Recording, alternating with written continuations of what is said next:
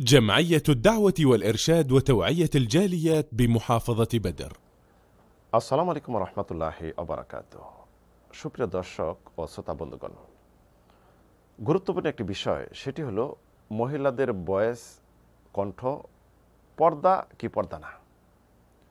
অনেকে মনে করেন যে মহিলাদের ভয়েস কণ্ঠ এটা পর্দা, পরপুরুষ যেন কখনো না শুনে। এই ভুল ধারণা কিন্তু অনেকের মাঝে রয়েছে।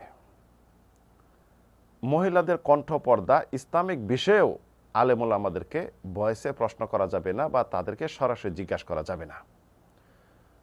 আমার গ্রুপের এক দিনী বোন, তিনি আমাদের এক অ্যাডমিন বোনদের কাছে লিখেছেন, গ্রুপে মাশাআল্লাহ উস্তাদ উত্তমভাবে উত্তর প্রদান করেছেন।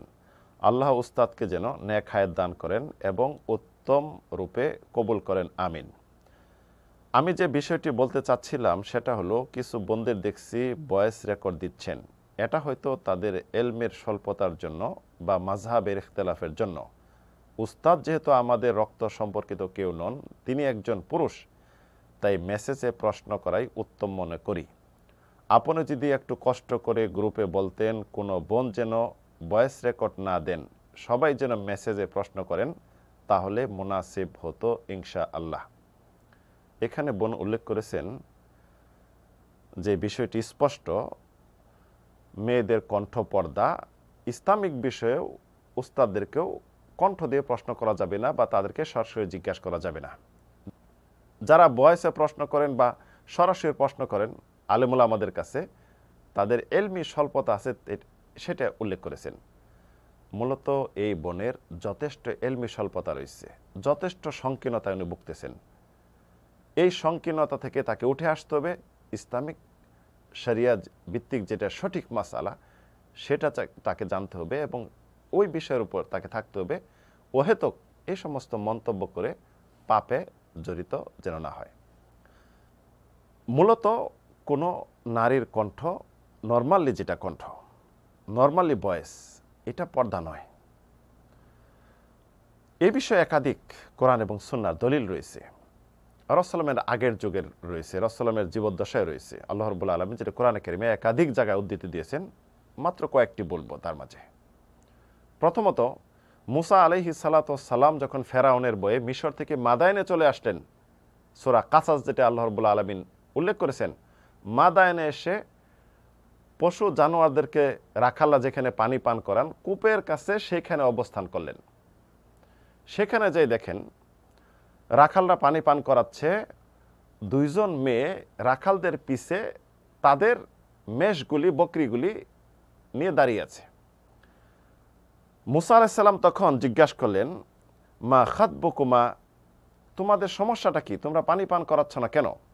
তখন ওই দুই মেয়ে বলল, কালাতা লা নাসকি হাত্তা ইসদিরু রিয়া, আমরা পানি পান করাবো না যেই পর্যন্ত এই রাখালরা তাদের জানোয়ার নিয়ে চলে না যাবে, তখন আমরা পানি পান করবো, যখন চলে যাবে।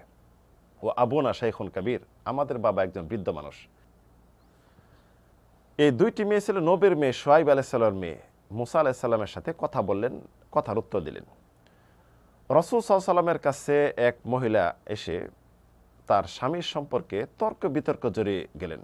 আল্লাহ রাব্বুল আলামিন সূরা মুজাদালা যেটা উল্লেখ করেছেন, قد سمع الله قول التي تجادلك في زوجها وتشتكي إلى الله। হে নবী, আল্লাহ সুবহানাহু ওয়া তাআলা তোমার কথা শুনেছেন ওই নারীর বিষয়ে, যে নারী তার স্বামী সম্পর্কে তোমার সাথে তর্ক বিতর্ক জড়িত হয়ে গেছে এবং আল্লাহ সুবহানাহু ওয়া তাআলার কাছে অভিযোগ পেশ করছে।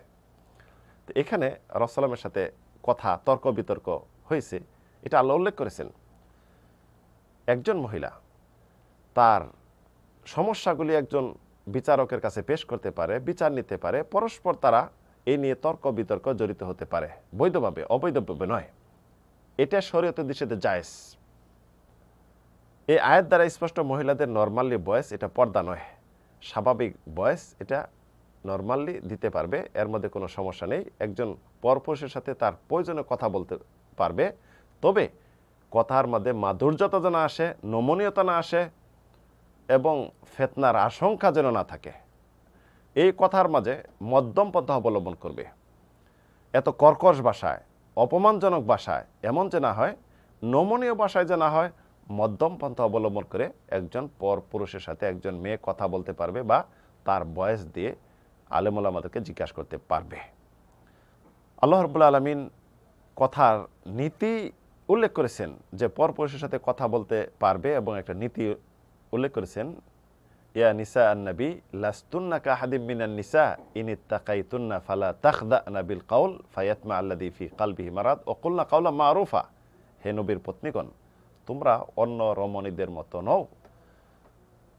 তোমরা যদি আল্লাহকে ভয় করে থাকো তাহলে সংযত কথা বলবে, এমন নমনীয় নরম কণ্ঠে কথা বলবে না যে সমস্ত পুরুষদের অন্তরে ভেদি রয়েছে তারা অন্য কিছু ধারণা করতে পারে, তারা আকৃষ্ট হতে পারে, বরং সঙ্গত কথা বলবে। ইমাম বুখারী রাহিমাহুল্লাহ হাদিস বর্ণনা করছেন, আব্দুল্লাহ ইবনে উমর থেকে বর্ণিত হাদিস। রাসূল সাল্লাল্লাহু ঈদের খুতবা দিলেন। খুতবা দেওয়ার পরে মহিলা অঙ্গনে চলে গেলেন। মহিলা অঙ্গনে চলে যেয়ে তাদেরকে স্পেশালি নির্দিষ্ট করে নসিহা করলেন, উপদেশ দিলেন। ইয়া মা'শারান নিসা তাসাদ্দাকনা ওয়া আকসিরনাল ইস্তিগফার। হে মহিলা দলেরা, হে মহিলারা, তোমরা বেশি বেশি দান সদকা করবে এবং বেশি বেশি ইস্তেগফার করবে। ফা ইন্নী রাআইতুকুন্না আকসারু আহলিন নার। আমি অধিকাংশ জাহান্নামের অধিবাসী নারীদেরকে দেখেছি। বেশি বেশি সাদকা যদি করো, ইস্তেগফার যদি করো, তাহলে এ থেকে বাঁচতে পারবে, গুনাহ মোচন হবে, পাপ মোচন হবে এবং তোমাদের সওয়াব বৃদ্ধি পাবে। ওই মহিলাদের মাঝ থেকে একজন চালাক চতুর মহিলা বললেন, ওমা লানা ইয়া রাসূলুল্লাহ আকসারা আহলিন নার। কি কারণে আমরা অধিকাংশ মহিলা জাহান্নামী, বা আপনি জাহান্নামে দেখছেন অধিকাংশ মহিলাদেরকে, কারণটা কি? রাসূল তখন বললেন, তুকসিরনাল লান ওয়া তাকফুরনাল আশির। তোমরা বেশি বেশি গালি দেও, বেশি বেশি তোমরা বর্ষনা করো, বেশি বেশি তোমরা অভিশাপ দেও এবং স্বামীদের অশুকরিয়া করো।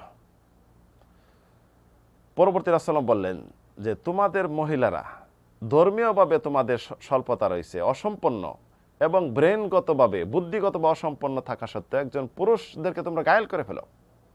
ব্রেনিয়ান পুরুষদেরকে তোমরা নিয়ে নেও মন মতো।